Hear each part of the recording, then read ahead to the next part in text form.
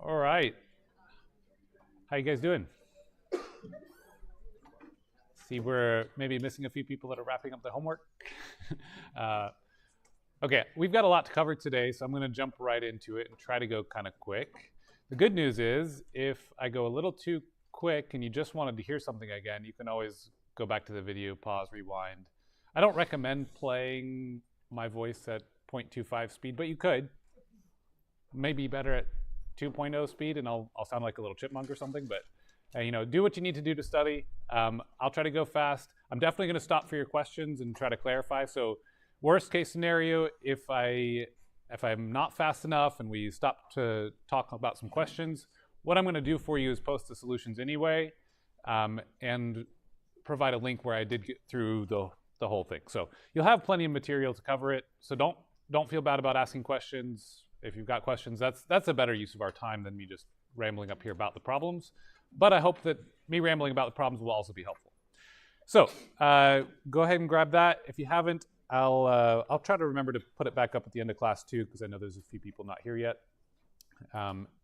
And we'll get going.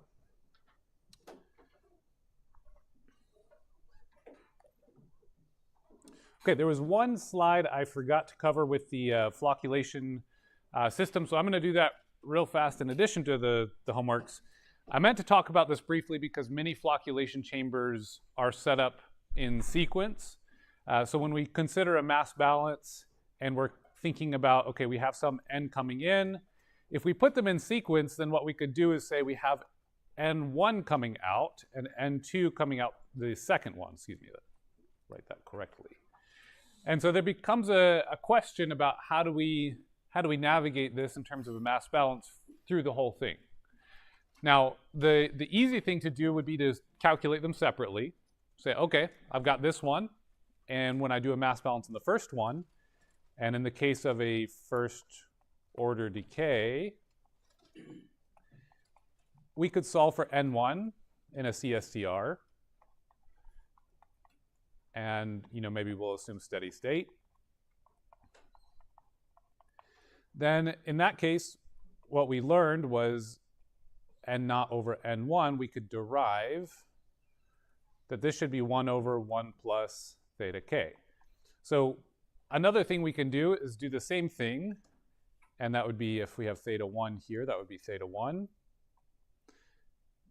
And theta 2, we could then say N1, excuse me, I should have said N1 over N0, right?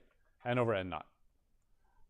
We could then say N2 over N1 would be 1 over 1 plus theta 2k. So if we wanted to be fancy and say, let's do it all at the same time, we could say N2, the very final over the very initial, would be simply the N1 over N0 times N2 over N1, because they'll just cancel, right? Which means when we set up the mass balances, we could say this would be the same thing as saying this is 1 over 1 plus theta 1k times, we're going to assume the k's are the same, 1 over 1 plus theta 2k. Now, if you make these the same size, it becomes even simpler. And we could say if theta 1 equals theta 2, so same size, same flow, then our answer is we're just squaring the function of one of them. Right? So I just wanted to point that out. For flocculation chambers, it's actually quite typical to sequence them. You can handle this in different ways. You can just set it up as two completely separate mass balances and solve that way. Or if they're the same, you could shortcut it. Or if you are not quite the same, but you're willing to handle it all at one time, you could also do that too, right? So I just wanted to provide a little more context. This is why that slide was at the end of that last lecture. Forgot to describe that. And it turns out if you do an infinite number of these, then you end up getting some sort of, I think it's a Taylor expansion, and your mass balance becomes the plug flow reactor. So a plug flow reactor, we've talked about it as a batch reactor flowing along through a pipe. Another way to look at it is an infinite number of little CSTRs. The way we talked about it is it's completely mixed in that plug, and if you just fix the plug in one spot and say there's an infinite number of plugs, but it's mixed within the plug, it's an infinite number of CSTRs. And the math ends up coming out to the same derivation if you put that to infinity here. So, interesting little side note there. What I really want you to recognize is that you can take a mass balance and then connect it with another mass balance that follows it, right? Because you have the ability to say, oh, this is N naught, and this is what's coming out, and what's coming out here is also what's going into the next one. So if you needed a sequence that way, you certainly could. In the same way where we did that problem where we did parallel, it was the same stuff going into both places, so we treated it accordingly. And they were both the same, so if we did the mass balance on one, we know the mass balance on the other. All right, so I just wanted to give that, does that make sense? All right, so from here, we're gonna jump into homework 1. The first section of it, I think the first entire page was essentially optional. I think I wrote that on there. So I don't care too much whether you wanted the chemistry review or not. Probably a good idea if you felt like you needed it. So there were the first tables, some ions. They're up there. You probably looked them up anyway if you didn't know them, so I'm just gonna leave it there. The next piece was a oxidation problem, a stoichiometry thing for you to do. So it says balance the equation for the oxidation of butane by oxygen from water and carbon dioxide. So first thing would be to, first question is what is the molecular formula for butane? Should be C4H10. And then it says write your final answer based on the balanced equation based on, or in the space below. So we're gonna oxidize the butane, C4H10. And we're going to do so by adding oxygen, and we're going to get CO2 and water. Then it's a matter of balancing it. We've done a similar or maybe the same problem in class. Maybe ended up using the same one. Sorry about that. So this ends up being 1 butane for 13.5 oxygens, 4 CO2, and 5 waters. Okay, so just a bit of practice for you there. Next up, we have a problem that I had a bit of a typo. 84 proof is not 39%. This would have to be, 78% proof? Proof just means you take the value in half. If 200 proof is 100% ethanol. So this should have been 78, but we'll just go ahead and use the 39%, which is the real thing that mattered anyway. Ethyl alcohol by volume, if the density of ethyl alcohol is 0.79 kilograms per liter, what is the molarity of the whiskey? So molarity, what we're talking about is the moles per liter of ethanol. So what we're trying to find is that. Okay, so we have a density, we have no volume given, but we could assume maybe we're trying to find moles per liter, so let's go with 1 liter. And then the density becomes very convenient, right? So let's consider 1 liter. So what we would do is say, well, in that 1 liter, we have 0.39%, so 39% of it will be our ethanol. Then we have 0.79 kilograms of ethanol per every liter of ethanol. So we can go ahead and include that here. We say 0.79 kilograms of ethanol per liter of ethanol. This should end up giving us, if our 1 liter is 1 liter of solution, the 0.39 is the portion of ethanol in that 1 liter of solution. All these units should come out nicely, and we'll get a mass here of 0.305 kilograms, or 305 grams. We need the molecular weight for ethanol. We have the formula. Molecular weight is 46.07 grams per mole. And so then if we have 305 grams in 1 liter, we can simply divide that by our grams per mole to convert that to moles per liter. And we should get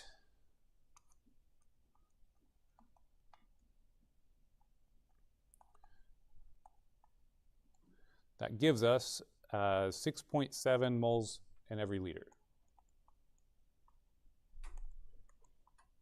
So quite a lot of ethanol in that whiskey. Okay, make sense? All right, stop me at any time.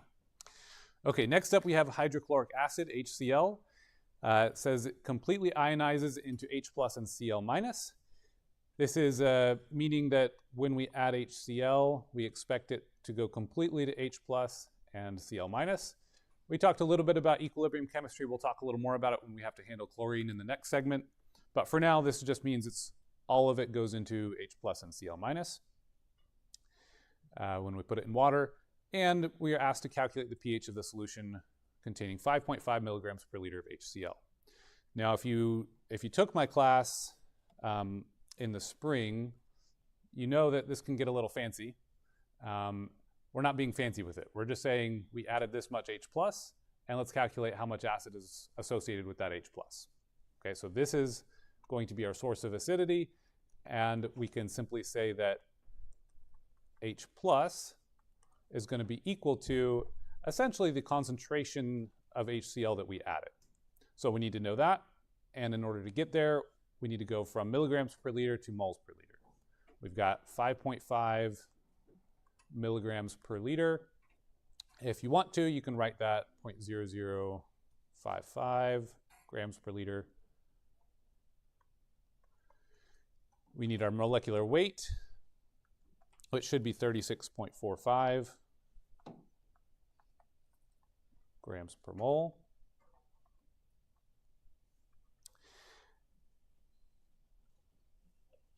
And when we solve for how many moles per liter this is, we can take this, divide it by that 36.45.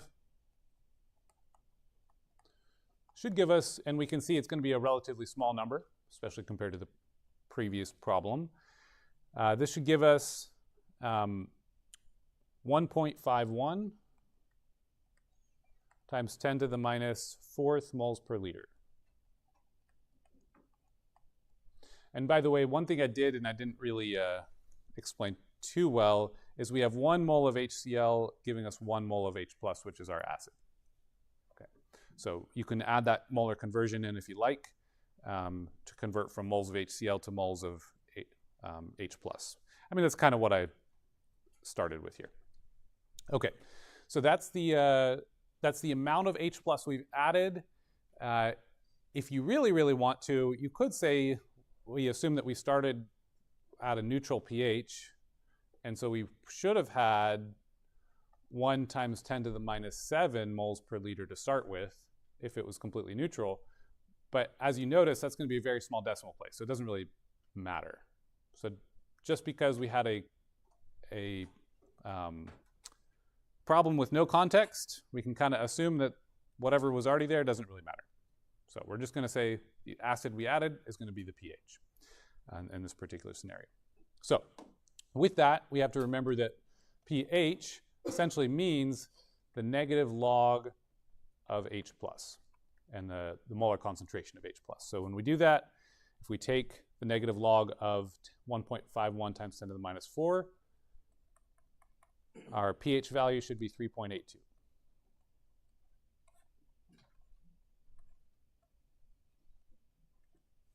Okay, make sense?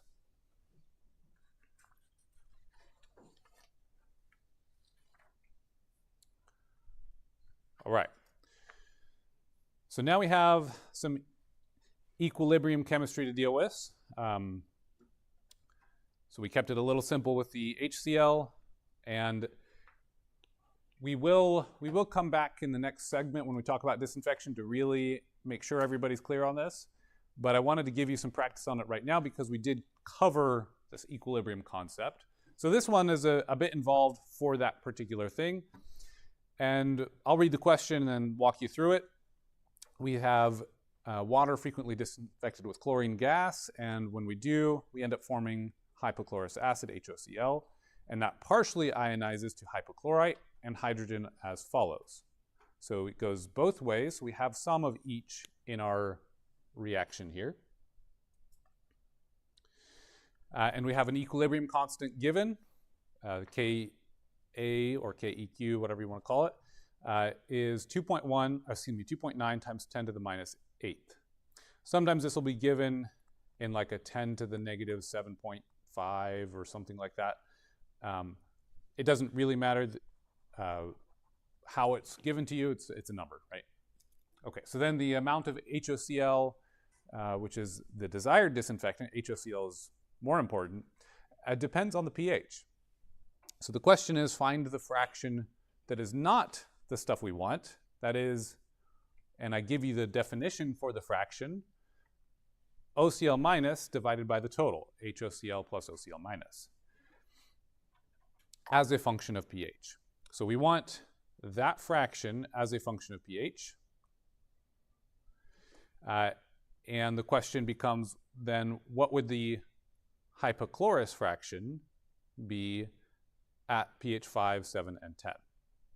So asking you for a function that gives you us the inverse, and then now that we know how much is, now that we have an equation that can give us one or the other, we can use it to do the backwards. So a couple things we want to know is, or want to remember, we have a total chlorine is essentially the HOCl plus OCl minus, just by definition.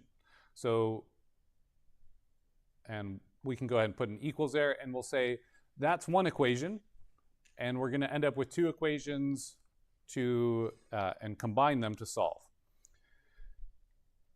Another thing we know is the Ka, or K equilibrium. We know that we have a formula for the K and relate it to the concentrations of each species by definition. So this is the products over the reactants. So this should be equal to H plus to the 1 power times OCl minus to the 1 power divided by HOCl, again to the 1 power. Now, none of these are a liquid in and of itself, or a solid, so we're not getting rid of anything. These are just, that's just the equation.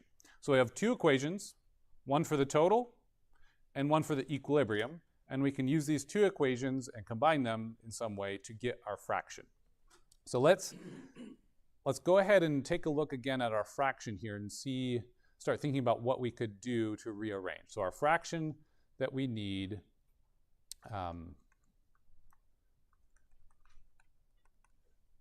that's our OCl minus divided by the total, HOCl plus OCl minus. And we need this as a function of H plus somewhere.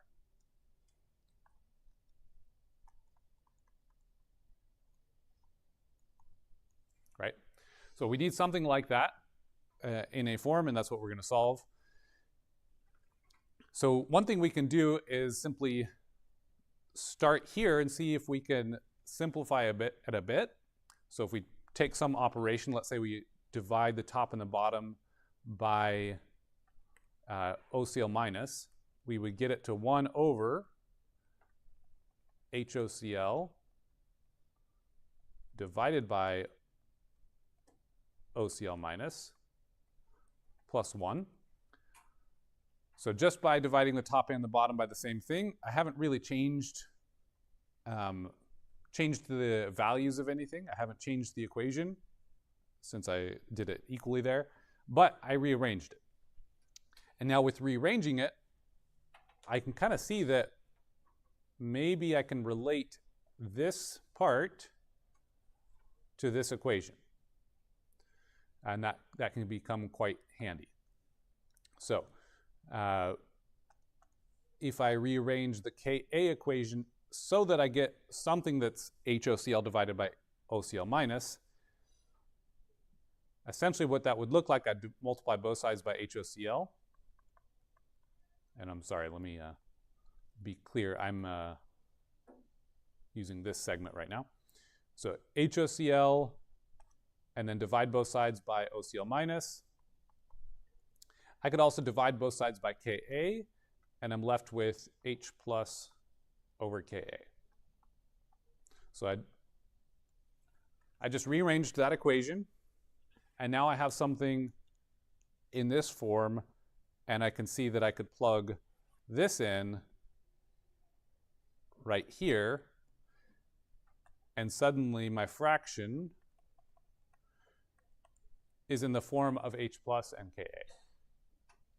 So this will be 1 over H plus over Ka plus 1. Yeah?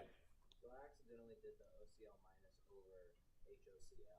So if you were, so that would be the mistake. Like if you were asking for the fraction of, what is it? Oh, hypochlorite. Like the fraction of hypochlorite, if that would be the other way around.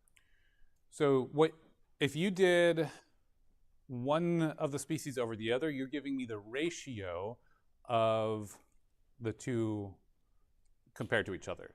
And if you think about it, if I tell you I have a ratio of 1 to 5, you can probably solve and say, oh, okay, if there's, if there's 1 part species A and 5 parts B, 6 parts total, 1 divided by 6, you can then find me a percentage. But what you just did was you used the second equation here because you knew something about the total.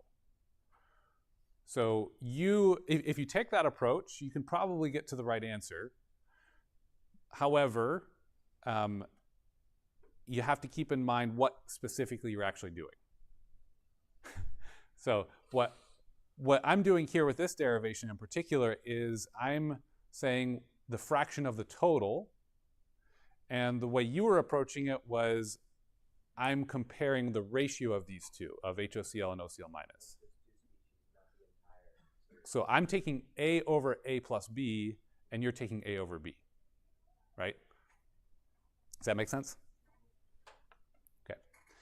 So we get an equation here that we can use, and this is the fraction of OCl minus. Now, if we have the fraction of OCl minus, then 1 minus that,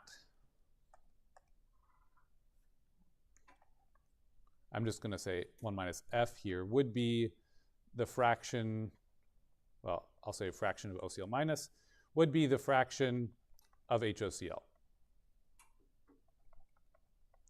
So if you happen to solve this for HOCl over OCl minus, plus, over the total, excuse me, then maybe it's a little more direct. Either way, you can plug in the value that we're given for the Ka, that's given, and then we're given 3 different pHs, so that means you're just plugging in a value for H plus accordingly.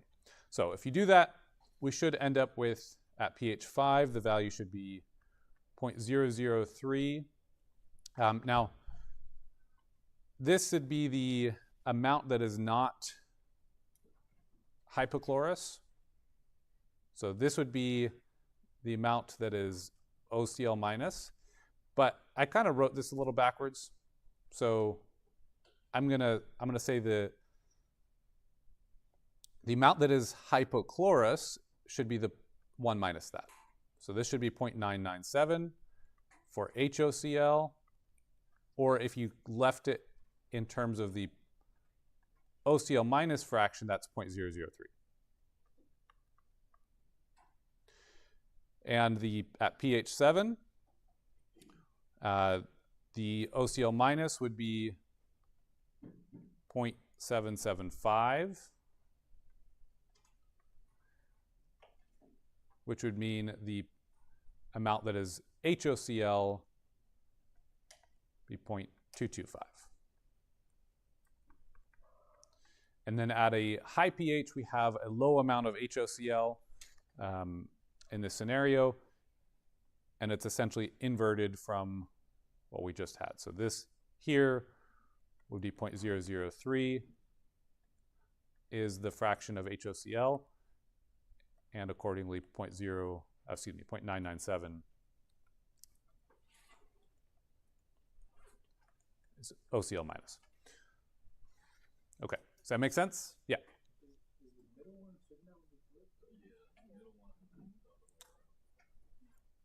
Yes, you're correct. You're absolutely correct. Sorry.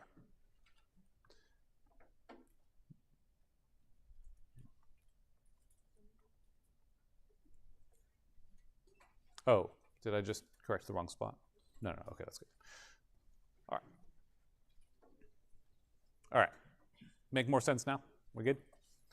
Okay. So that one's pretty involved. I want you to be able to do equilibrium problems. I haven't really prepped you too much with the solving it as fractions, although it is just algebra. So that's probably not going to be the main focus of the exam. We'll do more of that in the disinfection section.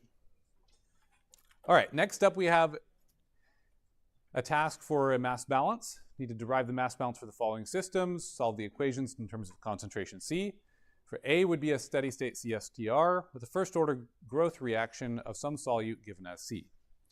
So if we draw it up, we have a CSTR, has some water, has some flow, have some volume, it's well mixed, and some reaction is a growth reaction. We have C coming in, or C not coming in maybe, and C leaving. So that would be kind of the fundamental setup. We say it's steady state, so our accumulation term goes to 0. What's coming in is QC naught. If there is anything coming in, it would be C naught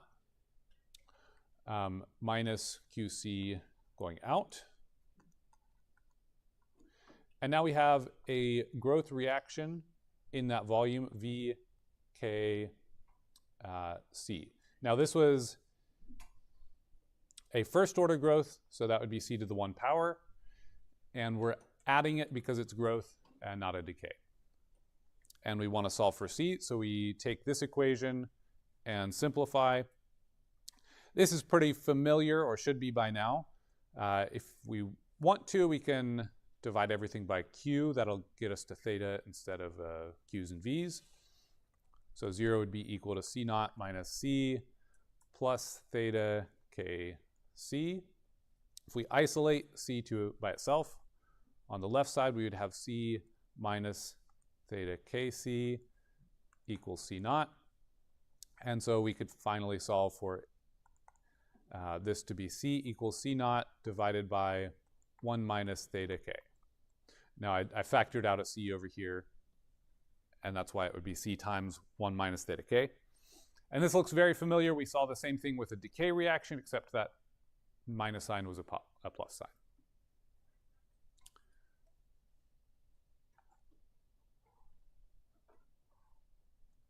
All right, make sense? No issues there? Okay, so next up was a batch reactor with a first order decay and a 0 order growth reaction of the same solute C that has reached steady state. So this is an interesting one. Makes you think. Normally we talk about batch reactors or reactions that are not at steady state because we have a reaction going one way or the other. There's no flow inputs or outputs. So if we draw this up, we have a container that's well mixed, a reaction, so we could say a Kg for growth, and a Kd for decay, increasing and decreasing our solute C. So in this case, our V dc dt, which is our net accumulation in that system, we said that's going to be 0, and there's no inputs or outputs, so we would, if we're doing it like this previous one, QC naught goes to 0 and QC goes to 0 because there's no Q. And then what we're left with is the plus the growth equation, some rate of growth in that volume, minus some rate of decay in that volume. So then the only question is, what are our terms for the growth and the decay? And we know that from the reaction order. So we'd have here V times RG, and RG we were given here that the growth is a 0 order, so that's essentially kg times c to the 0 power, which means that goes to 1. So VKG minus our decay reaction, and here we have V times KD times c to the 1 power. Okay, so then in order to solve for C, all we have to do is add VKD C to both sides.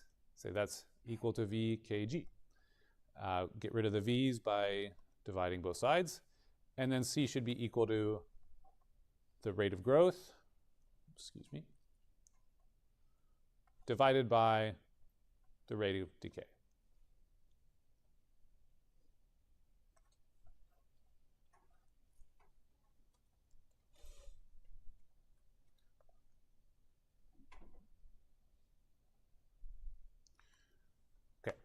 That's a good example of one we've never talked about in class, something like that exactly, but we used the tools that we talked about in class and put it into a new problem to solve it, right?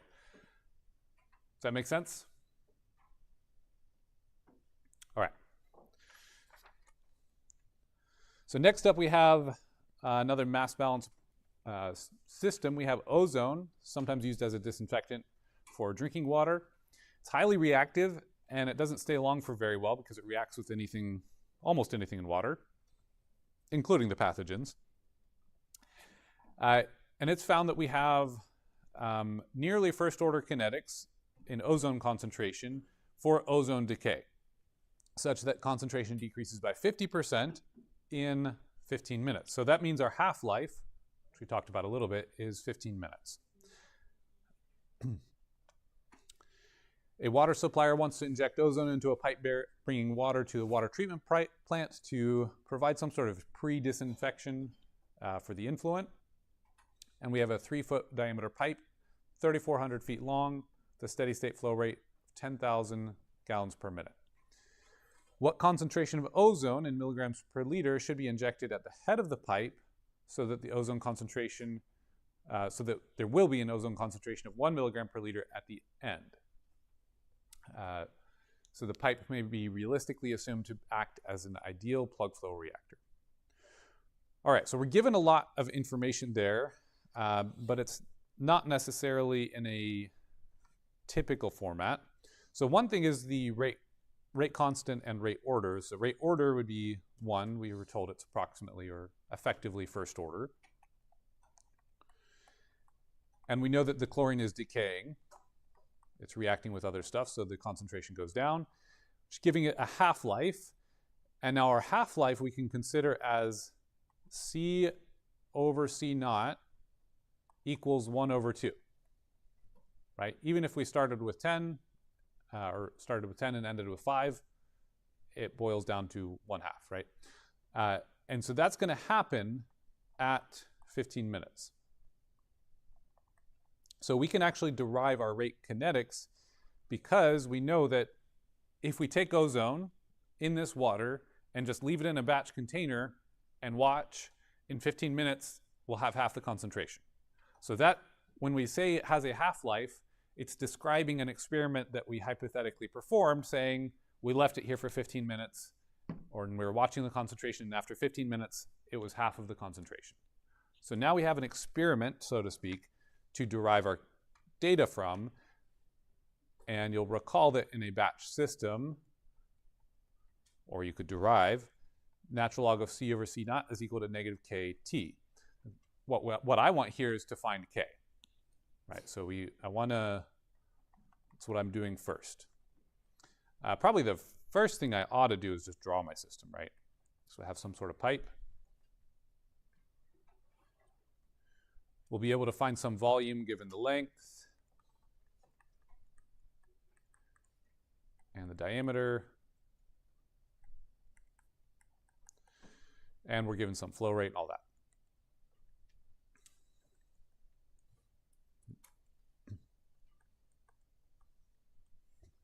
Okay, so in all this, we want to find the K that's happening to the ozone. And so if we take the natural log of 0.5, set that equal to negative K times 15 minutes,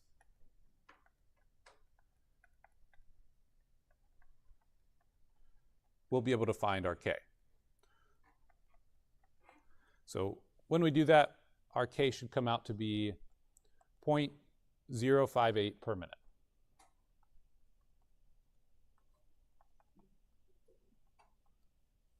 Or a minute to the minus 1. Make sense? Okay. So then for the rest of the problem, what we need to know is we actually need to solve for Q naught, or excuse me, C naught, right? So we were given the Q here. This was 10,000 gallons per minute.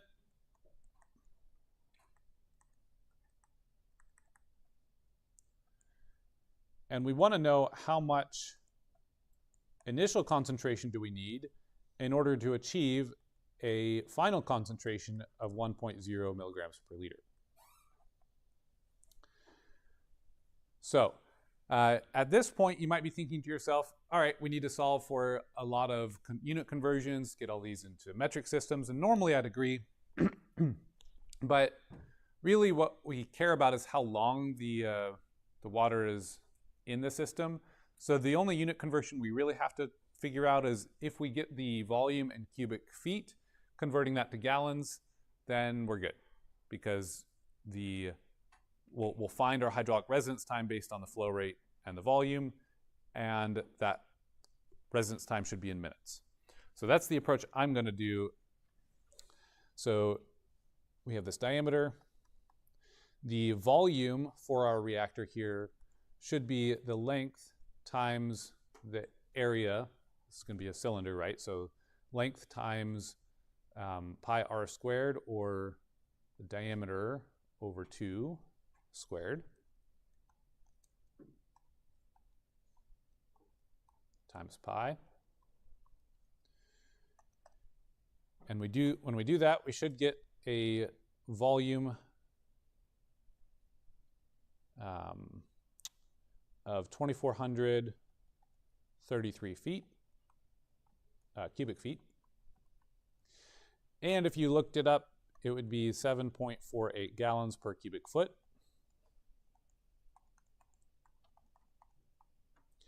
And so we can do that conversion and get our theta is V over Q. That comes out to be 17.98 minutes.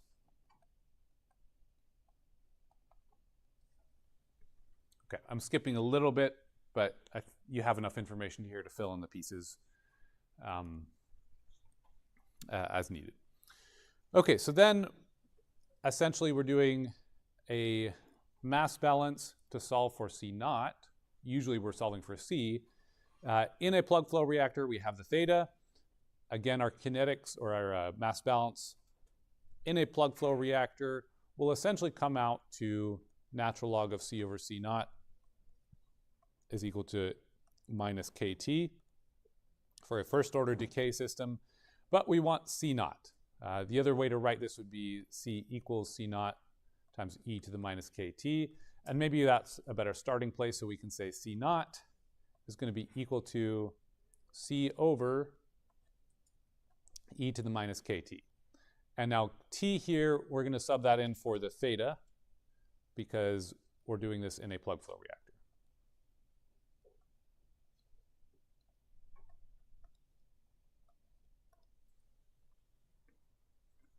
Okay, and we found that theta.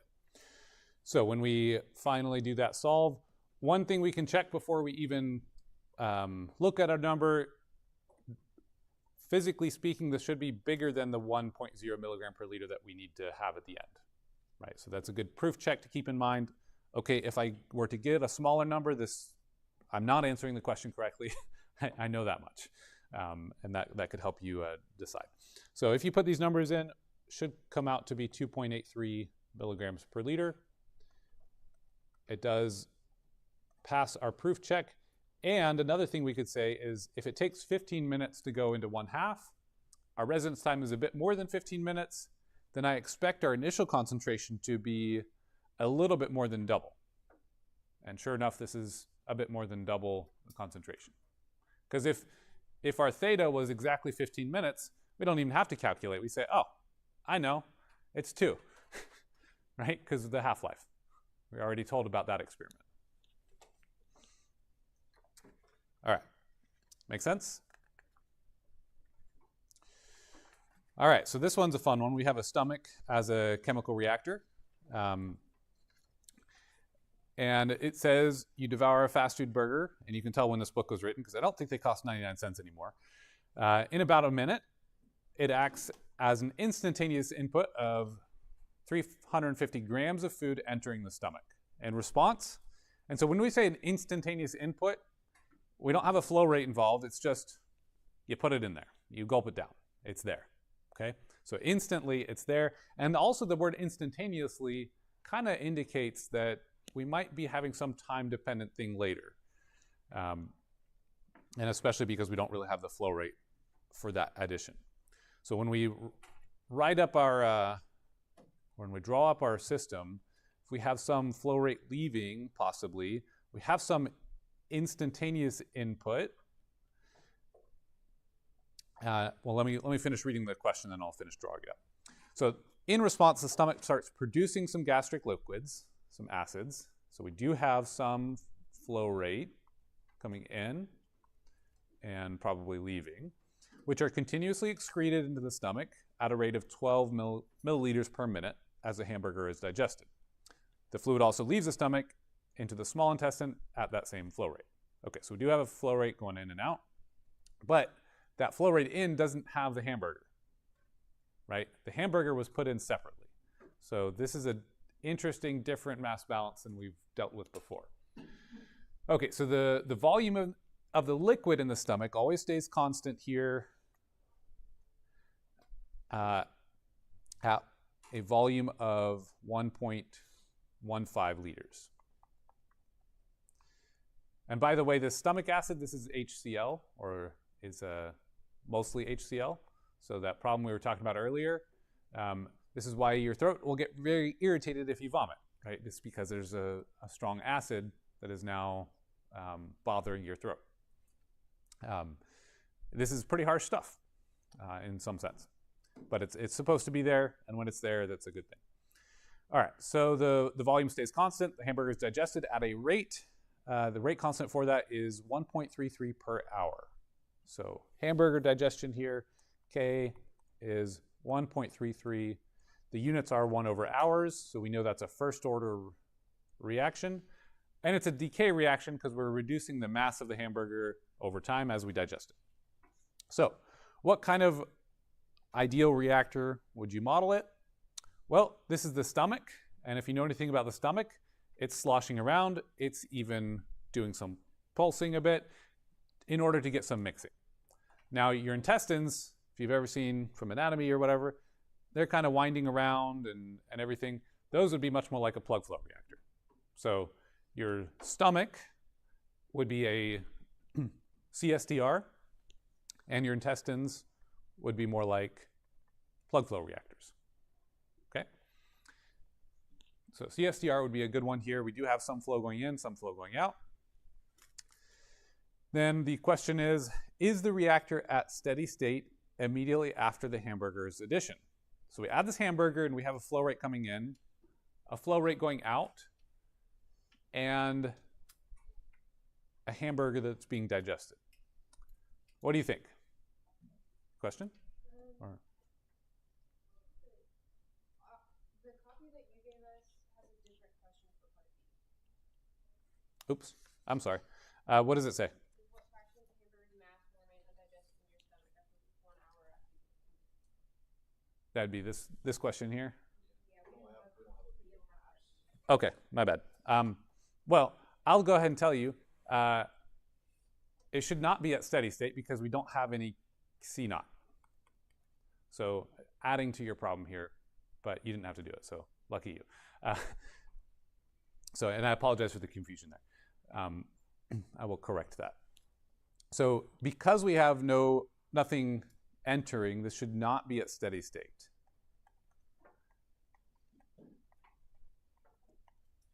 which means this is a very, like I've told you, this is atypical for our mass balance approaches. We normally try to have steady state, but I wanted to give you some example of a non-steady state system so you could kind of see how to, the same tools that we have, we can deal with it.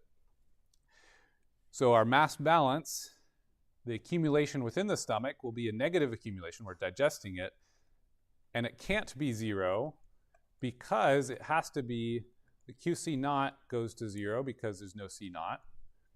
And what we'll find is we end up with a minus QC minus VKC. So there's no way for that to be 0. There's nothing adding. It's going to be a negative. It's going to be a loss. So it can't be 0 because we're reducing the amount of hamburger there over time. So then the task is then to solve this mass balance, and the task here, to give us how much is remaining after 1 hour. So we're going to start with that mass balance, V dc dt, equals what's coming in is 0, minus what's going out, QC, minus what's, plus the reaction term, which is a decay, so VKC. We could divide everything by V. That'll give us dc dt equals negative C minus theta Kc. And then we can factor out AC. Excuse me, there should be theta over here too. If we divide everything by Q, that gives us theta on that side. And then we can factor out the C. So we'll say theta dc dt equals, let's say C times negative 1 minus theta K.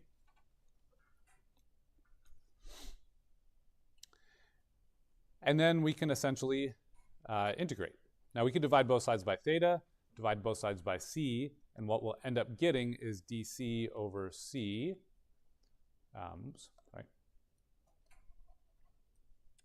Dc over C equating to this negative 1 minus theta K divided by theta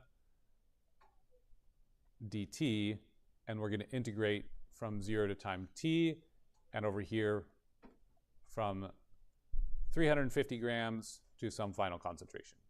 We could do this as a mass in this case. I'm going to leave it as C for now. So some C initial. The C naught is probably not a good term for me to use because we often use that as the input, but we're going to say the initial concentration. So I'm going to just say CI. Okay, so fortunately this derivation is something we've seen pretty often, this integration. So that's not too challenging, and we can deal with that accordingly. And time is going to be the 1 hour. Now, one thing we do need is the theta. Theta is V over Q, which was 1.15 liters divided by 12 milliliters per minute, or per, yeah, I think it was minute, which would be 0.012 liters per minute.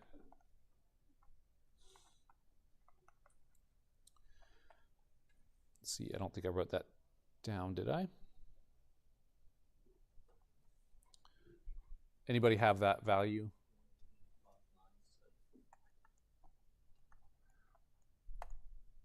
Little over a minute and a half for our theta. So then we can take essentially this integration. We will get C over C initial equal to, and thank you by the way, e to the minus, excuse me, yeah, e to the negative 1 minus theta k over theta times our time. When we put all that in, and by the way, our C initial should be, let's do this here. C initial should be that 350 grams divided by 1.15 liters. That'll give us a grams per liter concentration. Then we could put all that in and solve for C divided by C initial should be 0.14, meaning that the concentration remaining is 40.2 grams per liter. That's a concentration. We could convert that back to mass because we have 1.15 liters. At the end of the day, what was asked is what fraction or what percentage. That's our 0.14 remaining, or 14%. So we could solve for C directly or whatever, but this fraction is what we were looking for. Yeah. So at the beginning for the mass balance, we said that the initial concentration was 0 because it was not included in the initial flow. Okay, let me clarify that. So when we draw up the system, we often say Q and an input concentration that I often call initial. But in this case, I'm going to distinguish between initial and the incoming, the influent concentration. So when our stomach is adding stomach acid, it's not adding hamburger. Right? Our body doesn't have hamburger to add to our stomach. We have to add that through our mouth. So we input an initial concentration by gulping down that hamburger, but there's no flow rate of hamburger coming in. So we start with an instantaneous input. That would be, we would achieve, if I'm going to draw on our reactor here, some mass initial, and over the volume gives us a C initial. But C naught here, C naught would be 0. Does that make sense? Okay, yeah. So we're essentially envisioning that the whatever species is in this reactor is just already in the reactor, and that it didn't flow into the reactor. It's just there. Correct, which is why it says an instantaneous input. You're very hungry. So the concentration for instantaneous input only becomes relevant when we're doing linear equation. Essentially, because when we set up the mass balance, it's not a component of what's being added, it's already there. And that ties into why it can't be at steady state, because it's an instant thing and then something's transforming it, but there's no continuous addition of it. Okay, so this is more tricky than I would give you on an exam, but I'm hopeful that it's stretching you to look at these problems so that you could handle something that's different than exactly what we've seen on an exam, right? You can have an appreciation for what does it mean for it to not be a steady state system, for example. Because I might ask you like a true or false or multiple choice about steady state, non-steady state stuff. Yeah. I can sometimes get caught up like with the C over C1 equals like what you're saying. How do we know if we're going for C over C1 or C1 over C? Yeah, great questions, and I'll say that a little. I'll repeat it a little louder. How do we know when we're doing C over, like an initial over final versus final over initial? It really will depend on the context of the problem. And I'll go ahead and give you a cheat code. The only time we care about, the only time we care about the initial over the final is pretty much in flocculation. It just happens to be convenient that way. There's no stopping you from solving it that way, but you're just going to end up with a ratio that's inverse from what's useful. So if I say, let's disinfect 99% of the stuff, you could tell me there's 100 times more pathogens in what we started with compared to what we finished with, but that's not very useful compared to saying, oh, 1 out of 100 are remaining. So it's actually solving for the same thing, just which ratio is convenient for the problem is the question. And the only time you're ever going to want it like this is pretty much for flocculation problems. So that's the cheat code. Almost all the other times we're going to start with the final over the initial to get some fraction that has been removed. And other than that, just keep in mind, sometimes you want to solve for like the ozone problem. We just needed to solve for the initial coming into the pipe. and it's just the context, right? So sometimes we have to rearrange it for the problem, but almost always if we're doing the ratio, it's going to be the final over the initial, except for the flocculation. Good question. Anything else for homework 1? All right. So I'll move on to homework 2.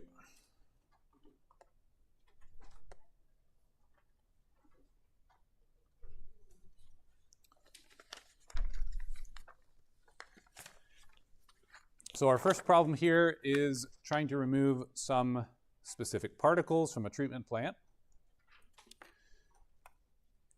And we have some conditions for the water we're given. The plant treats a certain amount of water. And we are proposing to use a 3-meter deep rectangular sedimentation basin with some length to width ratio of 6:1. So if we draw this, maybe something like this, where we have the length 6 units to the width equals 1. And of course, our area of the basin would be length times width. And we also have some depth as 3 meters. So if we needed the volume, we would get the length times the width times the depth. So A, what is the minimum required width of the basin? So we want to solve for W. I went ahead and put in numbers here, but maybe we'll say times some question mark. So we just know that, I'll write this better actually. What I'm going to say is instead of 6 and 1, I'll say here's a question mark, and we know that the length equals 6 times one of the widths. Okay, that's a better way to start it. Okay, and I don't think we know the length yet. Okay, so we want to know the minimum required of the basin, width of the basin. We can put in 6 width here, and then our area of the basin would then suddenly become 6 width times width, and so we get 6W squared. So if we find the area of the basin that we need, we can find the answer. So the width will be equal to AB over 6, and take the square root of that. So I kind of am solving this almost backwards, starting at the end, saying, what does it take to get the width? Well, just from the geometry of it, we know that we can get it if we find the area. How do we find the area? Well, that's the design parameter for our sedimentation, right? When we say for a sedimentation basin, and in this case, we'll draw some height here. I'm going to draw this vertically now instead of a top down. A 3 meter height.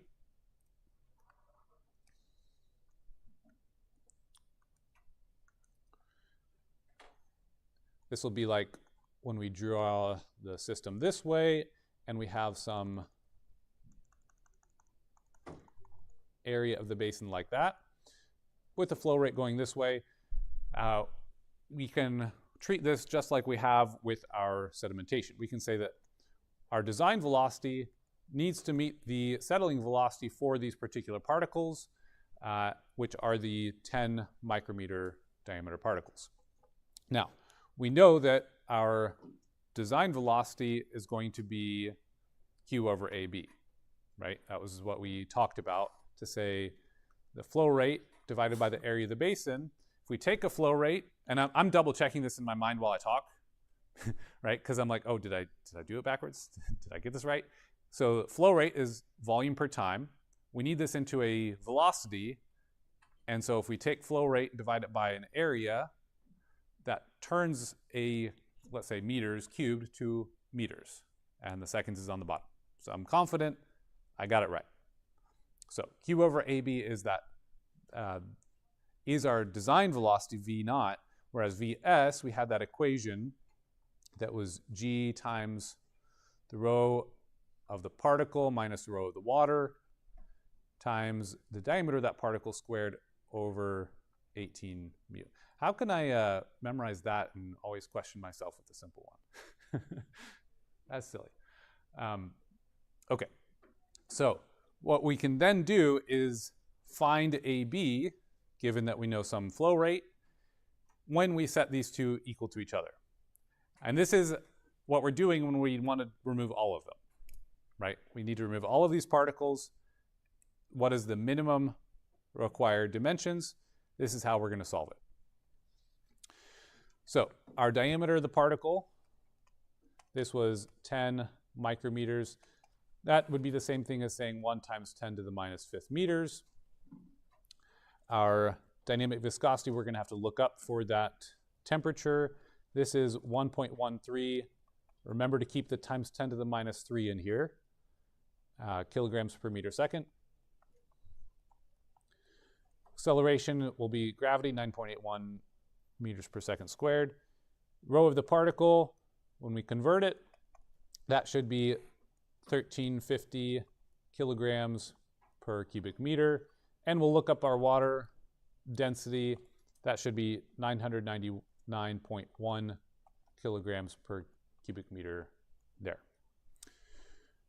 Okay, so essentially we need to put in these numbers, find a settling velocity for this particle. That should come out to be 1.679 times 10 to the minus 5th meters per second. And then put that number in with our flow rate to get our area of the basin. Okay, so then area of the basin, I don't have that written, and I'm going to hurry so we can get to the other problems as well. Solve for AB using this, right? We multiply both sides by AB, divide both sides by VS. We're given a flow rate. Make sure everything's in meters and seconds or similar. And then we can get our width equal to the square root of AB over 6. And that should come out to be 31.5 meters. And if you stop and think about it for a moment, that's quite large. And for it to be 6 times that long, that's a really big sedimentation basin, you know, multiple football fields type of sedimentation basin. Probably not realistic. But that's not what the question was asking for. All right. Does that make sense, that process? Okay. So part B says, what is the minimum required width of the, if the water for the same problem was 25 Celsius? So if you had this, you know, in your calculations and everything written out well, this becomes very simple.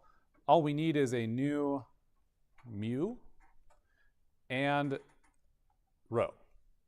And in this case, I don't have those written either, but they're going to be slightly different. Characteristics of water will change a little bit, and our new required width at a higher temperature is going to be 27.8 meters.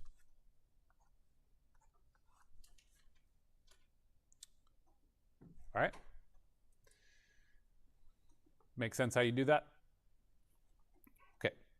Part C then says if you design the system for 15 Celsius, as in part A, and then the plant received 30 degrees water, what percent of particles would be removed by the system, assuming no change to the particles themselves?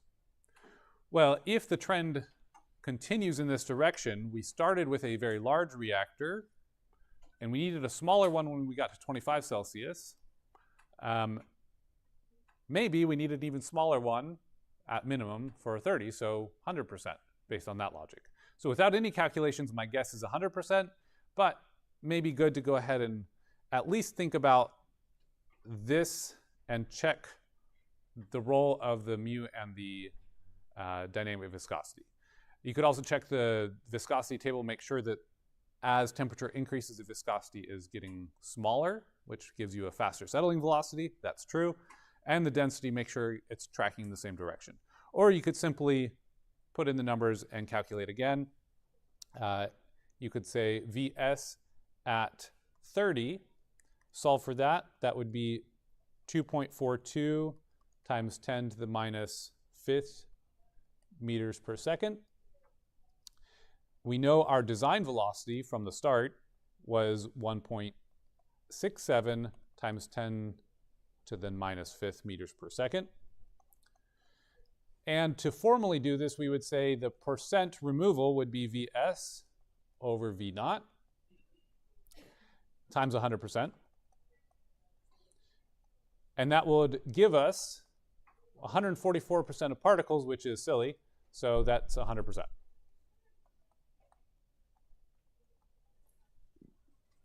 As our answer, like we thought. Okay, make sense?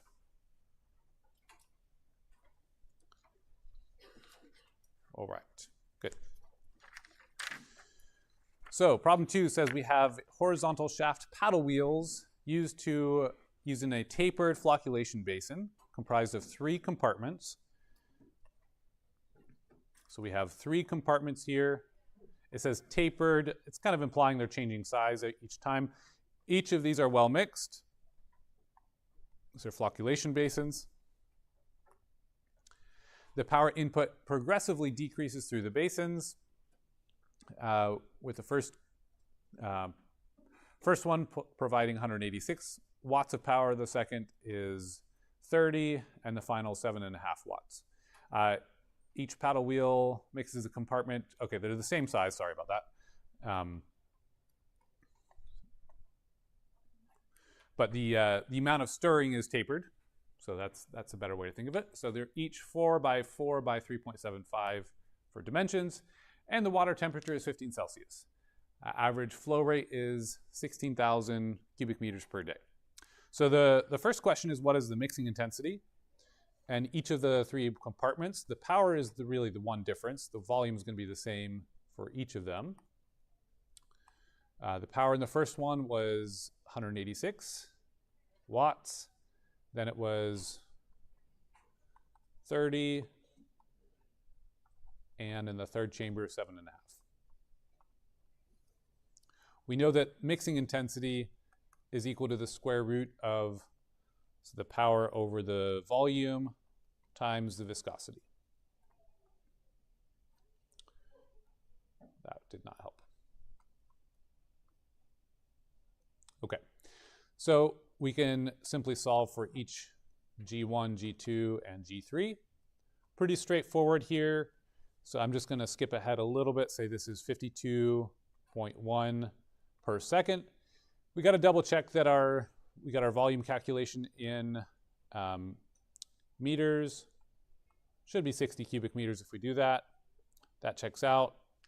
The dynamic viscosity should be 1.139 times 10 to the minus third. Bless you. Okay, so we should be getting 52.1, 20.9, and 10.5 for our mixing intensity values, all in per seconds. And as we expect, they should be decreasing as the power is decreasing. Okay, so smaller intensities as we go. Make sense? All right. So then if the influent water contains pretty much single-sized particles at 20 micrometers, the concentration of 1.8 times 10 to the 5th particles per milliliter, what would the average number of single particles in each aggregate leaving the first compartment be?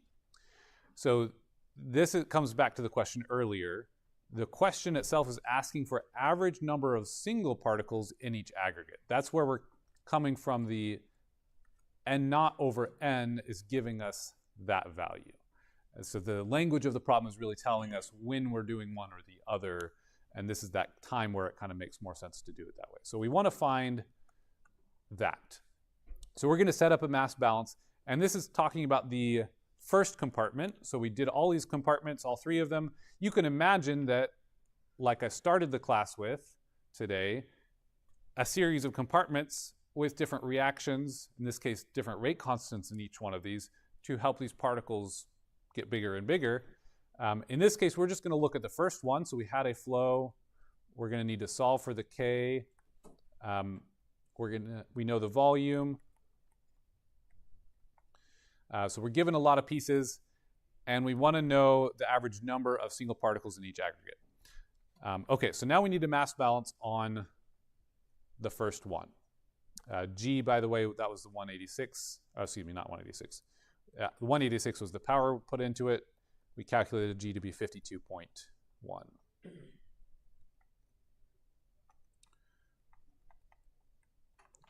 Okay, for this mass balance, we're going to assume steady state. Weren't really given any indication otherwise, and this is a continuous process. We should hopefully get there. So it should be Q, I'll use N, and not.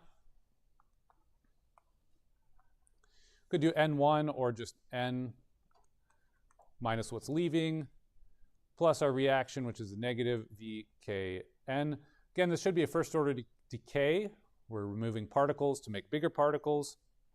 So we should solve our equation kind of typically at first. We can do N naught minus N minus theta Kn. But here, we want to go ahead and solve it in this form. So I'm just going to get N by itself on the other side. So N plus theta Kn equals N naught. And essentially solve from there. N naught over N equals 1 plus theta K. Okay, so then what we need is the theta and the K. Theta is from our reactor parameters, V over Q. That should come out when we converted Q to cubic meters per second. This should come out to 324 seconds. Just a little note. I'm speeding along, but we convert this to seconds, to meters per second, or cubic meters per second, excuse me. And we have the volume in cubic meters, so that'll work. Okay, so given that, what we need is K. So K, we had some equation for this for problems like these. This was 4 times our destabilization constant, or the alpha there, times the flock volume, times G, all over pi. So now we need the flock volume. This is a concentration, so to speak. We're going to take the initial number of particles times their volume, initial number of concentration of volume, excuse me, in cubic meters, number concentration of particles times their volume in meters. So we'll take this times dp cubed times pi over 6. We talked about that last time. When we do all these conversions, we should get a flock volume of 7.54 times 10 to the minus 4. Now remember, your flock volume is always going to be a small portion of your thing. Remember, if we have small particles in my bottle of water, they're going to occupy a small portion of it. That's typical. If they were the size of golf balls and I had a few of them in here, that portion is going to be much larger, right? But typically for particle settling, we're dealing with small particles. Okay. All right, so with that, we can find a K. And once we get the K, we are off to the races. So K should be 0.050 per second. We take 1 plus this theta, 324, times 0.05, and we will get our answer. N naught over N equals 17.2 particles. Now, it was asking for an average number of single particles, so I guess 17. I kind of don't care too much on this one. Yeah. This would be a flocculation problem. Yeah, the particles are aggregating together, sticking together, and the context in the previous one was specifically talking about a flocculation basin. Yeah. Yeah. So for alpha, should we automatically assume the collision coefficient should be 1 unless stated otherwise? Yeah, so if you're not given any information, and if that's not like what we're trying to solve for, usually a good assumption would be that alpha is 1. I did not mention that, but that is a good point. We could solve for a partial destabilization problem. As you see, it's not too difficult. It just goes into that equation there for K. Or I could give you it's 50% destabilized or something like that. But if everything is working well, we probably should have them all destabilized. Okay. Any questions on that? All right. My goal will be to finish this problem real quick and show you the big picture of the last problem. And I'll have that on the slide, and I'll make sure to find a link as well or maybe I'll record a second piece or something to solve that for you, so you have that. Okay, so part C says, consider what would happen if you took this and did it in a batch instead, using the same conditions, and you just left it going for 10 minutes.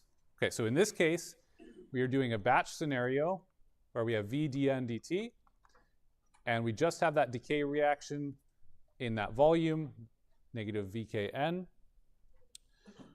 We know that n equals n naught times e to the minus kt. T is going to be 10 minutes. We can solve this in terms of n naught over n should look like 1 over e to the minus kt. If t is 10 minutes, then essentially we get a crazy number. N naught over n equals 1.11 times 10 to the 13th particles in every aggregate. Okay, we don't typically operate these in batch systems for maybe obvious reasons. Although if you did, they're going to aggregate pretty well pretty quickly. And in fact, sometimes we do flocculation tests that way to see how well our coagulants are working, and we'll call it a jar test. Okay, does that make sense? Any issues there? All right. So the last problem says find the basin area of a sedimentation basin that must remove particles for various diameters. The sedimentation process must be able to remove 100% of particles A, 90% of particles B, and 50% of particles C, each different size. The water entering this plant has some conditions. Particles have some conditions. It treats a certain amount of water. What is the minimum area that can achieve all of them? So the question is, well, the one way to solve this would be to say, okay, I'm going to solve the area for each of them and take the largest one because that's the smallest that can do all of them sufficiently. It's almost the same thing as solving each of these as if you were trying to remove everything, but we can have a multiplier for the P, for the percentage, right? So we need to make use of the P equals Vs over V naught times 100%, because we could say, well, in some cases, that might be 50% is sufficient, so we can use a Vs over V naught that's equal to 0.5. Okay, and when we do that, what we're essentially saying is if V naught is equal to Q over AB, we can design our area of the basin smaller if we only need to remove half of them. And it's actually smaller by half. So we can essentially solve for settling velocity for condition A, settling velocity for condition B, settling velocity for condition C, and then combine that with this approach to find the area for each of those conditions. Okay, so really we need to solve for 3 sedimentation velocities and then apply, okay, how big is the area given that we have to remove some portion of them? How does that compare to the V naught? Otherwise, it's pretty straightforward. And,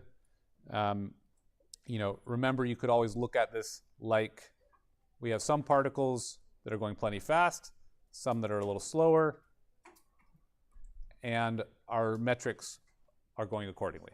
Yeah, we have a question? Mason? Yes. So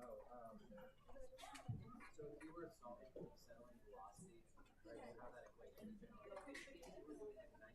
Could you just theoretically just multiply the entire Yeah, that's what, if you follow this logic here, that's kind of what you're doing. All right, with that, we'll see you on Thursday for the exam.